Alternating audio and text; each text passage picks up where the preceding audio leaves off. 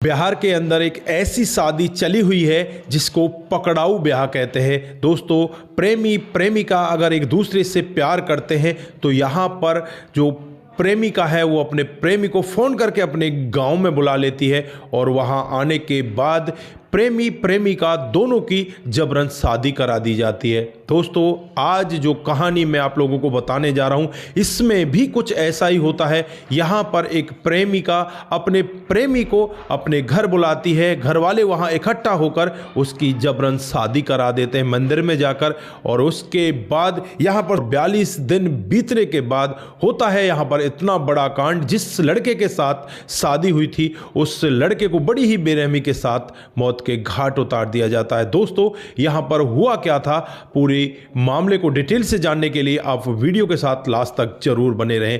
दोस्तों, कहां का यह मामला है, आइए जानते हैं। नमस्कार, जय हिंद। आप देख रहे हैं APH न्यूज राहुल रावत के साथ। दोस्तों, आज की जो कहानी आप लोगों को बताने जा रहा हूं, बिहार में एक जिला पड़ता है बेगूसराय और इसी का ठंडारी गांव है। दोस्तों, यहीं पर रहने वाला बिंद श्री यादव, उसकी पत्नी का नाम अनार देवी होता है। उसके 2 बेटे होते हैं, एक का नाम चंदन और दूसरे बेटे का नाम टेनिस यादव होता है। दरअसल यहां पर छोटे बेटे के लिए कई बार लड़कियां देखी जाती हैं और फिर उन लड़कियों को रिजेक्ट कर दिया जाता है। एक लड़की देखी जाती है जो खगड़िया जिले के मुसफ्फिल थाना क्षेत्र के अंदर जगली टोला एक गांव है। उस गांव की एक इंदु नाम की लड़की को देखने के लिए परिवार वाले वहां पहुंच जाते हैं और वहां जाने के बाद लड़की से मना कर देते हैं कि हम लोग आपके साथ रिश्ता नहीं रख सकते। जो बिचौलिया होता है उसे भी यहाँ पर मना कर दिया जाता है। बिचौलिया बार बार इन लोगों के ऊपर दबाव देने लगता है और दबाव के चलते हुए यहाँ पर लड़का लड़की की भी बातचीत कराई जाती है और यहाँ लड़का लड़की आपस में बातचीत करते हैं। फिर भी यहाँ पर घर वाले ये सब शादी करने के लिए मना कर देते हैं। दोस्तों, अब यहाँ पर फरवरी 2025 में ये लोग वहाँ गए थे। उसके बाद धीरे धीरे समय बीतने लगता है। समय के हिसाब से ही जो लड़का है टेनिस यादव इस इंदु से बातचीत करने लगता है और बातचीत का सिलसिला इस तरह से आगे बढ़ने लगता है। एक दिन ये लड़की इससे कहने लगती है कि तुम हमारे घर पर मुझसे मिलने के लिए आ जाओ। ये सब घर वालों की प्लानिंग होती है। घर वाले पहले ही प्लान बना चुके थे कि इस लड़के को यहाँ पर बुला लो और अपनी लड़की की जबरन इससे शादी करा देना। दोस्तों, होता भी कुछ ऐसा ही है। जो लड़का होता है 5 दिसंबर 2025 को अपने घर से 48 किलोमीटर के दूर वहाँ उस लड़की के घर पहुंच जाता है और वहां जाने के बाद जैसे ही वो लड़की को देखता है उसकी आंखें खुली की खुली रह जाती हैं, क्योंकि लड़की आज यहां पर शादी के जोड़े में होती है।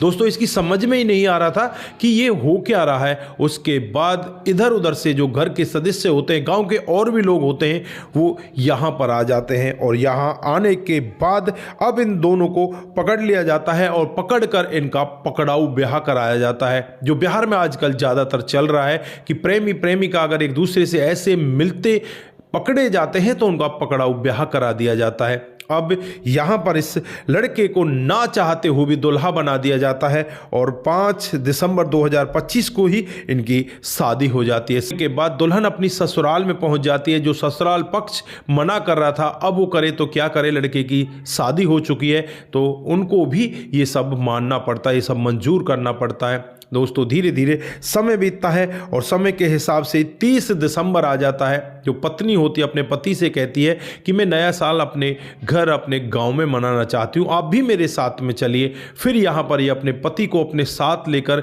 सीधे अपने मायके में पहुंच जाती है और वहां जाने के बाद ये 1-2 दिन ऐसे ही रहते हैं और 2 जनवरी का समय आ जाता है जब पति यहां अपनी पत्नी से यही कहता है कि मैं अब अपने घर जा रहा हूं, तुम्हारा जब तक मन है तुम यहां पर रहो, उसके बाद तुम भी मेरे साथ आ जाना, मैं तुम्हें दोबारा लेने के लिए आ जाऊंगा। लेकिन पत्नी यहां पर मना करती है, उससे यही कहती है कि बाबू, मेरा तुम्हारे बगैर मन नहीं लगेगा, तुम यहीं पर रहो ना।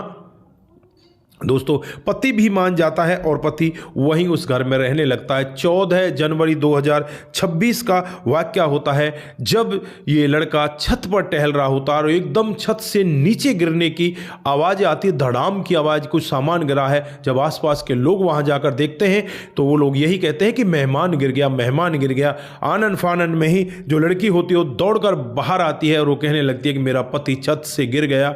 अब यहाँ पर इस लड़के को उठाया जाता है, उठाकर उसे नज़दीकी हॉस्पिटल में ले जाया जाता है। जब डॉक्टर साहब उस लड़के को देखते हैं तो उसे मृत घोषित कर देते हैं। लेकिन यहाँ पर जो लड़की कह रही थी कि ये छत से गिरे हैं, वो मामला कुछ और ही होता है, क्योंकि उस लड़के के सर में गोली का निशान होता है। अब पुलिस को वहाँ पर बुला लिया जाता है, पुलिस मौके पर पहुँच जाती है।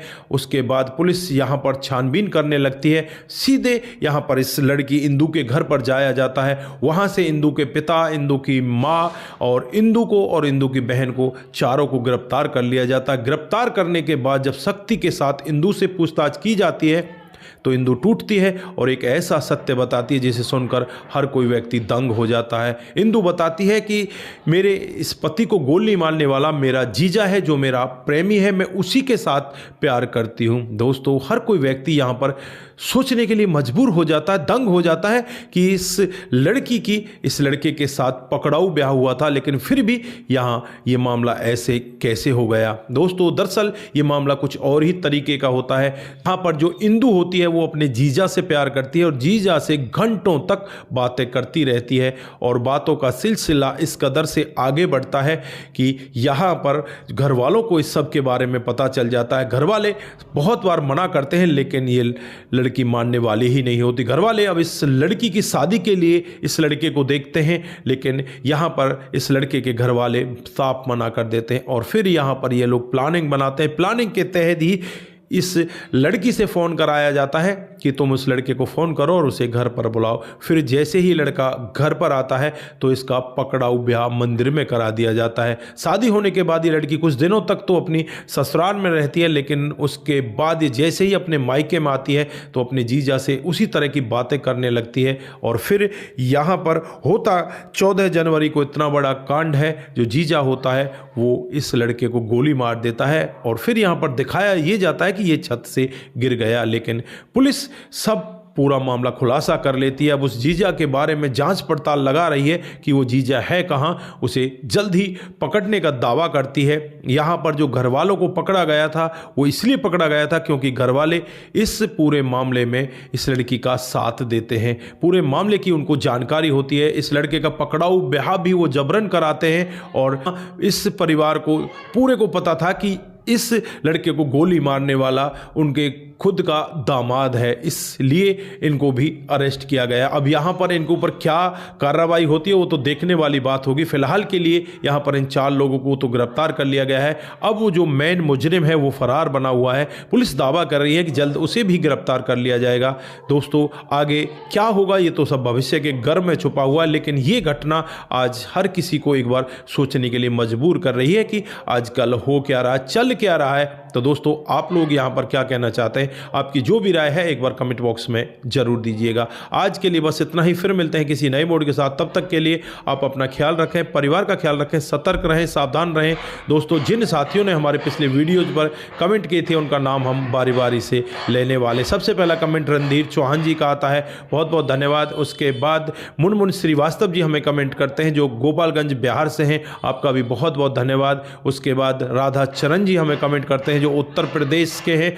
और उसके बाद जो कमेंट आता है वो विपिन चौधरी का आता है, वो भी उत्तर प्रदेश के कानपुर से हैं। आप सभी का दिल की गहराइयों से बहुत बहुत धन्यवाद। आप सभी लोग इसी तरह से हमारे साथ बने रहें, इसी तरह से अपने कमेंट हमारे साथ में साझा करते रहें। सतर्क रहें, सावधान रहें, रिश्तों की अहमियत को जरूर समझें। नमस्कार, जय हिंद, जय भारत।